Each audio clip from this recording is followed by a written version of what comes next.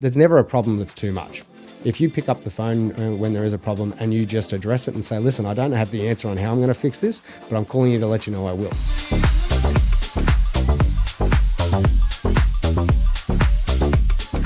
Welcome back to Season 5, my podcast, Relentless Life on Your Terms.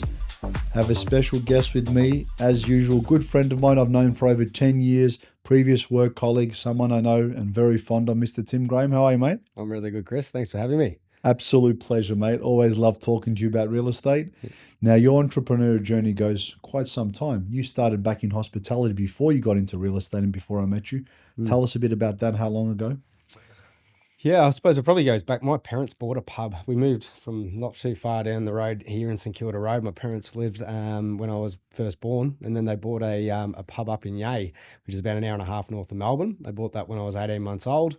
Sort of grew up in the pub as a little toddler, and then they sold that pub about 6 months before I turned 18, maybe as a bit of a gesture to say, we want you to get out of the pub scene. But it didn't work, because as soon as I finished school, I decided I wanted to go back there, and I went back to the pub that my parents used to own, and I managed it for the current owners at the time. So I was there for probably 4 or 5 years managing that pub, and then an opportunity came up to partner with some other cafe owners in the town to buy a pub around the corner. It was an old derelict pub. It had never really worked, and that was what appealed to us. We went in there and spent a bit of money doing it up, and then opened it up. And then after a couple of years, we won Best Restaurant in Country Victoria, and a lot of other, we're on TV with awards and things like that for our food. So it was a really interesting hospitality journey. But after 12 years of not having weekends, I decided it was time for something else. Yea Peppercorn, I believe. The Yea Peppercorn Hotel, that's right. But this shows how long ago it was now. Back in the day, you would obviously look at for jobs in the Herald Sun. Everyone goes to seek. But I saw a job advertised in the Herald Sun for an in-home consultant, and I had no idea what that meant. But it said sales, it said bit of travel and things like that, and I thought, anything. Let's apply. And it turned out it was for a company named Reventon. Yeah. I remember the story. Always country people, I feel, are very well polite and well mannered, and you came from hospitality, and I guess you are the exception to that, Tim. Yeah, exactly. I remember when I first knew it was going there. I remember when I first met you specifically at 499, and you had a very warm smile. I'm walking towards the lift. You hold the lift open. I'm like, hey, where are you going? Press level. I think we were 10 or 15 back then. 15. Yep. Level 15. And I go, 15. I go, where are you going? You go, Reventon. I go, oh, what are you doing? I go, going for a job interview. I said, good luck, mate. I hope you get it. And I remember I walked in, the national manager at the time, John Pizzas, and I said, hi, this guy. I knew just from that interaction. And the reason I said that is because I knew this is someone I'd like our clients to be in front of. He's warm. He's great. I didn't know any experience that you had, but just from that interaction, I knew you'd be a great in-home. You didn't even have any experience. And I was definitely right. You weren't an in-home for very long before you got promoted to the manager of the company, which you were running nationally, which we were very happy. You worked with me for 5 years. You learned so much about real estate. Yeah. And I remember we developed quite a bond. You learned so much. You studied finance as well, so you had a very good understanding. Clients would always talk very highly of you, which I kind of expected. Then you actually went and traveled the world. You became sales global director. What was the title? Yeah, global sales director for a prop tech company. Yeah. So you never traveled the world before that? No, I was always stuck, to a business. You know what it's like. Even if you didn't own the business, even when I was managing, I treated it like it was my own. And I can attest to that, because you did that with us as well. Yeah, it's but yeah, I suppose obviously if I look back at. I think I mentioned this in my wedding speech about you. It's hard to join dots looking forward. And Steve Jobs said this: it's hard to join the dots looking forward, but if you look backwards at how you got to somewhere, you can actually join the dots that happened. And if I look at my career now, most of the dots that join come back to that conversation I had with you and the opportunities that you gave me, to start a whole new career. And I'll never forget one of the things that you said early in my time at Reventon, is you said, and if you want to be good, whether it's in this business or any business, you need to be valuable. And valuable doesn't just mean a specialist in one thing. And I became a bit of a generalist, which meant that, if somebody needed to jump in and do a finance run, I could do it. If somebody wanted to needed somebody to do a property run, I could do it. And then, in addition to that, IT, marketing, throw your hat in, and in a small to medium-sized business, which is what you were back then, you become very valuable to a business because you can jump in and help out. And I think that's something that comes from a hospitality background as well, that, you don't get to choose in a small business who does what. Everybody You just have has to roll pitch your in. sleeves and Yeah, get it that's done. it. Yeah, I will say that, but I will definitely not take any of that credit. You were very hardworking. You were very willing, and not many people have that capability to just fit in. I knew that you would from as soon as I met you, and so did the clients, and you had a massive impact on the business because you, alongside a lot of other people that have served over 5 years, 10 years at this business, we're going on to 19 years now. We were established, as you know, in 2005, is the reason. So what am I saying? 2000. It was 2005. Yeah, of course. 21st of March. Yeah. The reason we are where we were. So I remember that. I remember the day you started. I remember the day that you said you're going to travel the world, which was funny enough. I was sitting in that seat and you were sitting in this that's seat. right. I remember it was a Sunday actually. Yeah. And I remember because I felt something, and I remember the conversation. I said to you, word for word, I said, "Tim, sit down." You sat down. I said, "Is your health okay? Is someone unwell, or are you leaving? Which one is it?" You never said a word, and you got emotional. I got emotional, Yeah. and you go to me, "I'm sorry, I'm going." I said, "Listen, remember the first thing I said to you, one of the first things, I'm happy for you no matter what, and I want the best for you." I'm going to say the same thing to you now. Ironically, you left and traveled the world, and I want to touch on that. And you came back for 3 years, so what is known as a boomerang employee. Yeah, So let's talk about my tenure at Reventon. You were fantastic. You created an amazing team and created a lot of impact.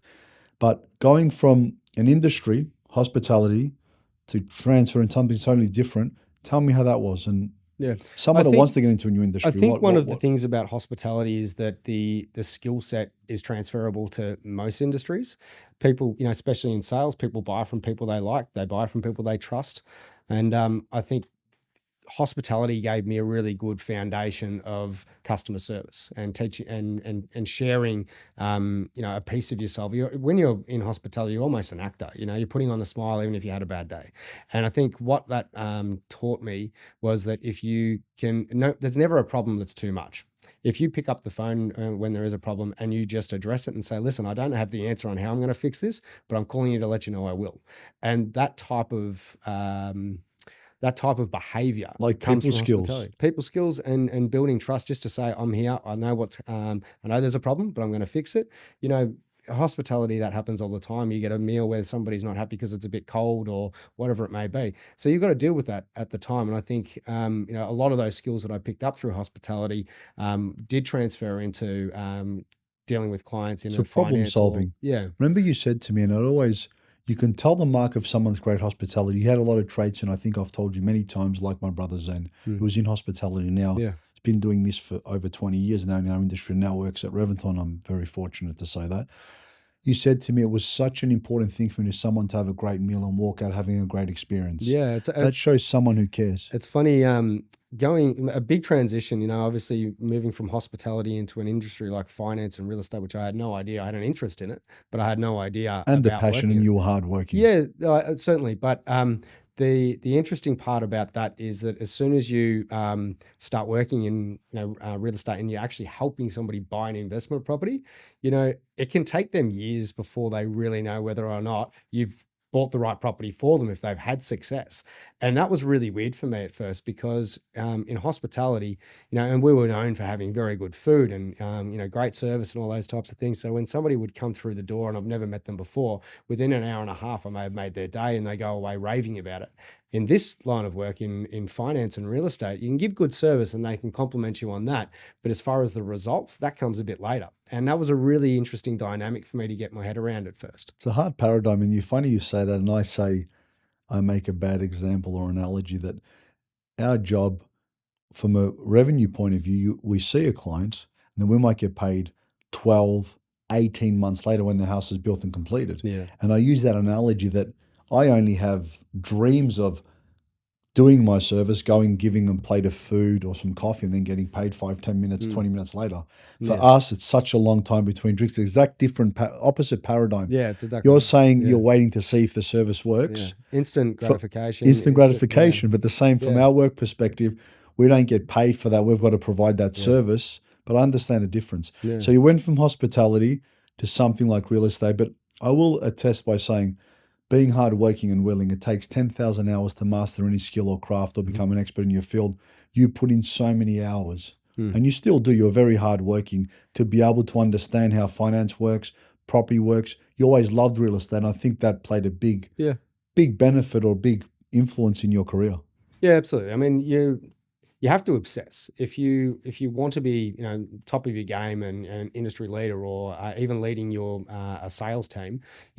You need to live and breathe it. And I did have a passion for real estate, even though I'd only ever owned one piece of real estate by that stage, which, in the words of Darryl Kerrigan, it was worth almost as much today as the day I bought it. That was pretty much my first experience with real estate. I think we had it for about 5 or 6 years and made $15,000. So after cost, we probably lost money. But anyway, coming into working in real estate, I was like a sponge because You were. I knew I didn't know anything, and that meant I wanted to go and sit and all of the great people that we worked with in the past.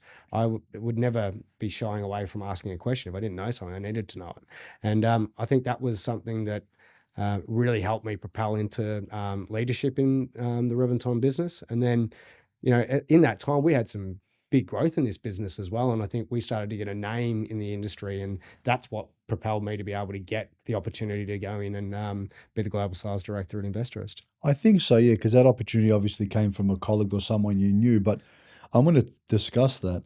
Obviously, you went from hospitality to real estate to tech. Now, I will preface this by saying you're always tech savvy, you're always good. But how did you go from real estate to, I guess it was sales and tech, to kind of a different industry altogether? But it was working with developers, wasn't it?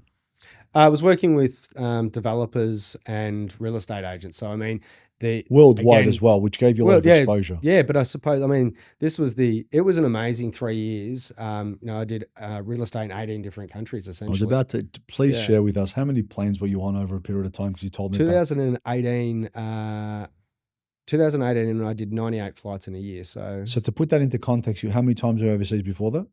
I'd visited Fiji once.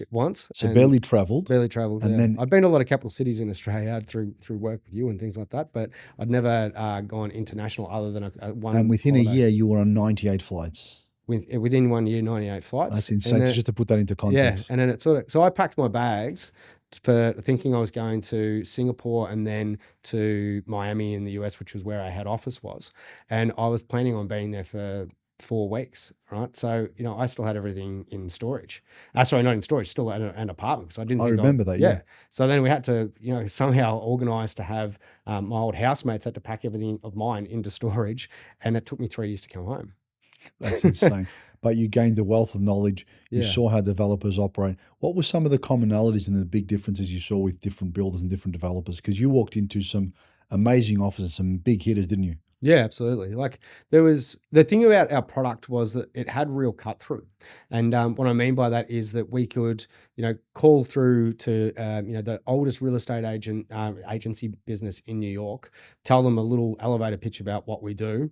Within, a couple of minutes, you're talking through to a BDM who escalates it up to a national manager. And then all of a sudden, after one meeting, we're meeting with the CEO who's, got 50 years experience and selling projects in New York, That's how much cut through we had. And there was plenty of pinch me moments there for a while. My best mate, Josh Cunningham, who was also in Miami with me at the time, we were doing, meetings that you really felt like you were bluffing because you're going in and going, we don't belong. But you're having these meetings where we're actually showing them ways to tap into the Chinese market, which they wanted to do but didn't know how. And we had the technology to allow that. So, we definitely had a really good cut through product, and that allowed us to, meet some amazing people and do some amazing things, really. Young and hungry too, but I always think you do. I always thought you belong. I know you belong, but going into people like that and having those experiences, it would be a great thing walking in to see these operations and being able to share something like that, some big developments. Yeah, and I think as I said, the first year was a hell of a lot of travel. I think it was 27 cities in the US alone, a lot of Asia, the Middle East, and it was a hell of a lot of travel. But interestingly enough, and a lot of people think that sounds really cool, and it was cool. Would at the start, probably. Yeah, it wears you thin pretty quickly, and hence why it only lasts 3 years. But what I learned from going through this is that A lot of that travel was for work purposes, but then once you're in Europe, the weekends are yours and you can duck off to a new country on the weekend. So I started to learn that you need to be able to take in the places that you visit. It's not all about a boardroom and a hotel room.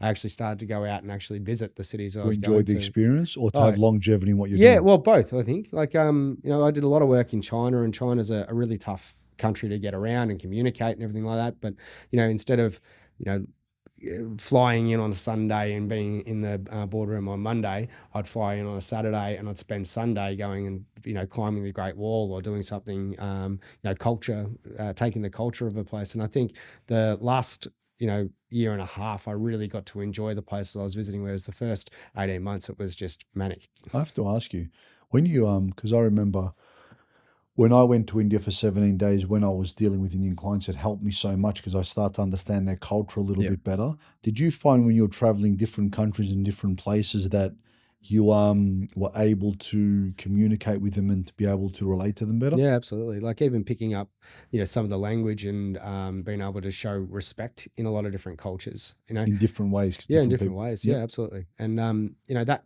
you come back to Australia and we're such a multicultural country that that's transferable to here now as well. There's there's a lot of cultures that when it comes to real estate, it could be about the feng shui of a property, it could be about block size, orientation, all those types of things that can be make or break, and a lot of those clients won't tell you that. So if you're going presenting real estate to them that doesn't meet that mold, and of course you don't know, they won't tell you. You They're just just not. lose them You as don't get the call clients. back. Yeah, of So course. understanding that and then bringing that up with the client to allow them to understand that you got that knowledge was really powerful. So, what are some of the key learnings you learned through working around the world? Um, that's a really interesting question. I think it gave me a lot of self belief because You can do whatever anywhere. Well, not just that, but I mean, it gave me a whole different working experience. Like working across, managing a team. I had 18 salespeople across probably 6, 7 different time zones. So you have to Oh, become very good at time management to understand how you can, it's not just about checking in and making sure employees are doing the right thing. It's about being of service to them and being able communicating as well. communicating and actually giving, being of benefit to them. And it's really easy when you're working across multiple time zones to forget about one that maybe is not performing that well and it's not going to be that important. But if you don't put the time in and don't assist, then obviously the results aren't going to get better. So I had to become very good at time management. It made me also look at our IT within the business and make sure that we had, back then it was Slack. There's probably a lot of tools out there now that are better than that, but being able to introduce communication tools and IT that would actually help better our Yep. the experience for our staff, that was really important. But heading back to the belief part, I think as I mentioned, there was a lot of pinch me moments as I was going around and working around the world where I didn't feel like necessarily I belonged because, I'm walking in and talking to people that have got 10 times more experience than me in some things, but I knew what I knew. And I knew that I could deliver value to these people. And that's something that I think if you know your job intently, no matter what that person on the other side of the call or the other side of the table that you're communicating with, if you believe that you can deliver value to them, they will as well. And it was amazing how quickly, you'd be able to learn to go in and really, Gain that respect. gain the But I respect guess and you're young and hungry, and as you said, and it's a good tip for our viewers and our listeners as well, that if you have that belief and you know your product that well and you can be of service to someone, Mhm. even if they've been in the industry, in your case, 5, 10 times longer, Yeah. as you said, in my case, I'm speaking to mentors that have been in the game 2, 3 generations. Mm. There's always something that you can offer some value or they can Yeah. help you in some way. So I think that's very important. Having the confidence to give it a go, Yeah. to go And speak to someone. one a single trait that I can tell you, I believe is one of the most important things for any human is sales training. And I didn't understand that until I worked with you. And I'm not trying to, I know it's your podcast. I'm not just trying to talk you up, but I've been lucky enough to work with salespeople all over the world, but also done sales training all over the world. And honestly, none of it compares to what you took me through when I first started here. And the key learning that I got, which has put me in really good stead throughout my career, is understanding you have 2 ears and 1 mouth for a reason. Use them accordingly. Yeah, use them accordingly. Ask a lot of questions. Every time you ask a question, they're going to give you an answer that you can use to close. Of course. All those types of An techniques. opportunity. And it becomes so second nature now. But it was amazing going around, taking on new salespeople all over the world and doing sales training. I would always, as I'm interviewing, I'd say, how much sales experience have you had? And the follow-up question was always, have you actually had any formal training? Or are you just good with people? Yeah. And it was amazing how quickly I'm talking, people that are, double my age who have been in sales for a long time that learnt a lot from the teachings that I got from you because I believe sales is a science it helps you in every conversation that you have. It doesn't have to be about being a pushy salesperson. It's about servicing people. But you can't service if you don't actually understand what the problems are. The challenge, and solution selling became I can't remember off the top of my head what it was, but when I first got to Investorist, we had 18 different sales staff, and we reduced that down to 9 because we had huge overheads with, people, we're paying accommodation all over the world and all those types of things. So we wanted to cut costs but increase revenue, and we tripled the revenue with half the staff. Because they were better now. I think it's a perfect segue to now announce my new sales products. I'm only kidding. Look, it makes me happy. Look, as you know, I love sales, and I've been doing sales since I was 10. And I study it because I think sales is the art of communication. Yeah, absolutely. And it's not about being pushy. It's about listening to someone, providing a need and providing a solution, understanding what they want. I remember many, many years ago when I was a little bit younger, more inexperienced, and I was so eager and I kept studying sales, and I still study sales to today. And I said to my ex-boss at the time, friend, I said, I want to be the best salesman on the planet. He goes, you got all the ability to, you just need to listen. I said, what was that? Because I talk so much, but back then I obviously talk a lot more. But I think it's something, it doesn't matter what line of work you're in, communication's key. So going back to that, then you came and worked with me again for 3 years. Yeah. And I think it's important to note that you left always with the right intent. You always did the right thing by the company. You went in and out of this business twice, and I'm hoping one day, who knows, again. But you partnered up with a company that we've worked with for over 10 years now, which is what you're doing, and we still work together. But it shows when you leave a company properly with integrity and you've got a great relationship, the door's always open. Yeah. But not only to come back to work with that company, to work alongside that. You work with us. We did a seminar a couple of days ago, presented side by side. The company that you now are part of, which is a great associate of mine, I think for over 10 years, which is Terry Ryder at Hotspotting, you now work alongside. Yeah. Tell us a bit about that. Tell us a bit about what you're doing. And just before we segue, it was an 8-year tenure that you served here, which we're very happy for. You went, how long ago now? A year? No, Feb. So what are we looking? Probably 8 months? 9 months. Yeah, you went alongside Hotspotting. Tell us what you're doing there. Yeah, well, there's a bit to unpack in that. So if we go back to why I came back in the first place, so 3 years abroad, just before COVID hit, I moved back to Australia. And, we were touching base along. I was trying to get you on for a long time. Ironically, after all of that travel, before I knew that I was coming back to Australia for good, I decided it's time to take a couple of months off, and I went and traveled without any work. And that was a really good opportunity to reset and work out what was important to me, what I wanted to do. And obviously the whole 3 years that I was away, you and I were still, communicating. I was still getting your 4 a.m. WhatsApp messages, which drove me crazy. Didn't matter where I was getting WhatsApp messages. But I knew I loved the business at Reventon. I loved the people. I knew when I first came into this industry that I got lucky that I partnered with you, because there are a lot of sharks out there. There are a lot of businesses that are transactional. They want to sell to somebody once and never again. And you were the exact opposite. You turned a transactional business of selling real estate into a service business where you keep bringing them back and servicing them, and then you can get another sale. Transformation. Yeah, it's transformational. And so I had opportunities when coming back to Australia to go to some of the, the bigger, public companies in real estate and things like that. And they probably had, great conditions, and it sounded like a better... great packages too. Yeah, but a good opportunity to put onto the CV, and probably the most natural progression to go to something like that. But what I knew about coming back to a business like Reventon is that, we're not too big to be able to change things, and I can have impact in a business like this. Whereas you go to a big public company, there's a lot of red tape, and it's very hard unless you're right at the top. Yeah. And I wasn't at that level.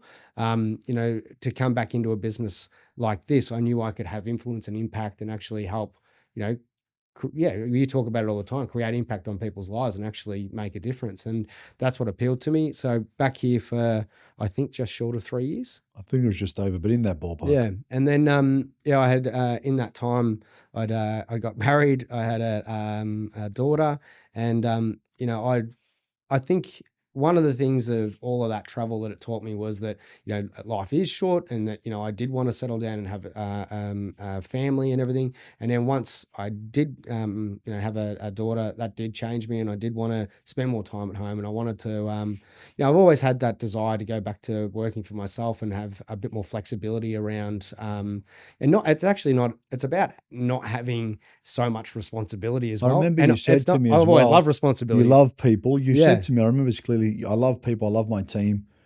It's just too much at the moment. I don't want to do that much. I want to work for myself, be responsible for a even smaller through team. COVID, when I remember you when said we that got to me. locked down in Melbourne, and hopefully Dan Andrews isn't watching this, but you and I came into the office every day, and there was a handful of us that still came in here, and that was the environment that we worked best under. It's also the environment that showed to our staff that we were still turning up, we're here, and we were, we had a business to run, and we cared, yeah.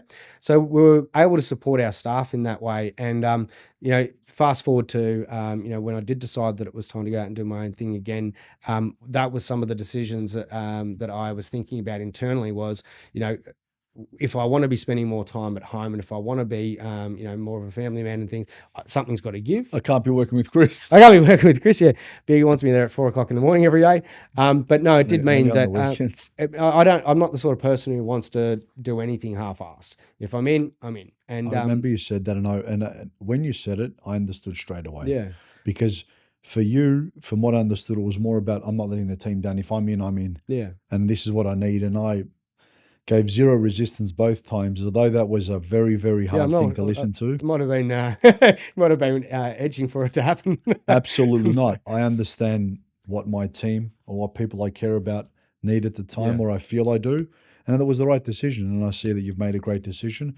So going back to now Hotspotting, which you're now partnering with, it's a great company. We worked with Terry for almost my entire tenure at Hotspotting, where we'd buy a lot of data reports. I worked with him for over 10 years now, I think. Yeah. And, I always had a very good relationship with Terry through working with him through this. We did presentations together, all the above. Yeah, all of that stuff. But also his philosophy on investment and the price point, regional markets, what to look for. Knowledge, reports, information. And, I suppose even ignoring all of the noise in media and actually focusing on real data and creating real insights from that data, that always appealed to me because I'm quite analytical when it comes to those types of things. So, we always had that good relationship. And literally, 10 years ago, I said to him as a joke, if you ever think about hanging up the boots, make sure you tap me on the shoulder. And then, fast forward to probably October, November of last year, he said, listen, I've spoken to a couple of companies about we were one this. of them, we were looking at it too. And he said, look, one of the challenges with my business is it's too heavily reliant on me. So I can't get a decent valuation on the business because it's single-handedly, if I was to, get hit by the proverbial bus tomorrow, there is no business. So he said, anyway, I said to him, well, listen, I'm in a position where I want to do less and have less team environment and things like that, where I can just do what I want to do, which is buyers advocacy. So I started a buyers advocacy business where I just work from home. But I said I can also add a lot of value to your business, and if you've got the flexibility for me to be able to do that from abroad as well, I think we can work something out. So he said, yeah, let's do that. And it's probably I've been in it probably 10 months, I think it is now. And, we've started innovating things like the technology in that business. So we've sort of gone back to prop tech a little bit. So just last week unveiled a new members portal, which is something he never had. It was always just reports. Now we've got the ability to do electronic AVMs, which are the most powerful ones in the country, to get valuations on property. You can research any suburb in Australia, and we've got a heap of other resources in there, like calculators. It's funny how it all comes together. Started in hospitality, used that skill, transferred it, get into real estate, have a great understanding, traveled the world, learned about prop tech, came back here, added more value, use another alliance, a partnership to become a co-partner in something and still work alongside us. Amazing journey, Tim. We can talk for hours and hours. Now we're getting to the end of our podcast. Are you ready for your Hit mad me. minute? Current book you're reading? It's actually by Maha Sinabi, who is the founder of, well, when I say founder, he's the developer of Springfield, which is in 30 kilometers south of Brisbane. Springfield Lakes. 30 years ago, he decided to buy the largest parcel You of land told in me about Australia. that, yeah, and yeah. He said, I'm going to build a city here. Fast forward 30 years, that's what he's That's done. awesome. Top music genre? I listen to everything. You know, I actually, sadly, I listen to a lot of old music, Cat Stevens and Dire Straits and things like that. Favorite ice cream flavor? I'd go with probably Dolce de Leche. Cats or dogs? Dogs. Favorite color? Black. Dream car? Maserati. Favorite board game? Monopoly. Favorite app on your phone? WhatsApp. It's just so useful. That's what was on it. Favorite dessert? Probably ice cream. Yep. If you had one superpower, what would it be? Oh God. Fly. If someone would play you in a movie, who would cast you? Well, actually, while I was in the States for a long time, I used to get mistaken as E from Entourage all the time. So maybe he could do me for a change. What's one of the best books you've ever read? Questions Are the Answers by Alan Pease. Alan Pease, I remember. What was your dream job or career aspiration? Oh, that's a really weird one because it sounds really weird to say this, but I've never been a dreamer and I've never been that big a planner, which sounds really strange because that's what I teach other people, but I just have a way of making life work. So I don't even know today what my dream Hard work, is. perseverance. Yeah. You have. If you won the lottery, how would you spend your winnings? Quickly. Yeah. I've got a couple of them. Favorite holiday? My honeymoon up in not Port Douglas, Hamilton Island, Hayman Island, sorry. And from 1 to 10, how much have you enjoyed being on this podcast? 10. Absolutely. Always a pleasure, of course. No, it's been a pleasure. Thank you. Thank you. I hope you've enjoyed this episode as much as me.